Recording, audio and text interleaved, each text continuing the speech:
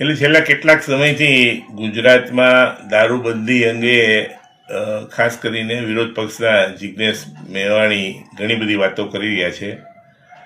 આની પહેલાં અગાઉ મેં ટ્વીટમાં લખેલું કે ભાઈ તમારો ઉદ્દેશ કદાચ સામાજિક હશે, લોકોને એનો સામાજિક ફાયદો પણ હશે, પણ તમારે કહેવાય ને કે તમારા મનમાં તો રાજકીય ઉદ્દેશો પડેલા છે, જેને કહેવાય ને કહી પે નિગાહે કહી પે નિશાન હે, એના જેવી પરિસ્થિતિ છે. વારંવાર ગુજરાતના ગૃહમંત્રી ઉપર પ્રહારો કરતા હતા અને એ પણ એ મુદ્દા ઉપર ઓછું પડેલા છે. એ જિજ્ઞેશભાઈ બંધારણની વાતો ઘણી વાર કરતા હોય છે. એમને ખબર હોવી જોઈએ કે આપણા બંધારણમાં ક્યાંય લખ્યું નથી કે અમુક ભણેલા લોકો જ ચૂંટણી લડી શકે કે મંત્રી બની શકે.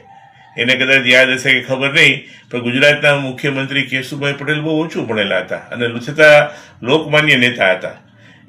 એમણે જે પક્ષ સાથે હમણાં બિહારની ચૂંટણી લડી એ રાબડી દેવી સંપૂર્ણપણે અભણ હતા. એમને એમના પક્ષનો ટેકો હતો અને એની સોગંદ લીધી વખતે લખેલા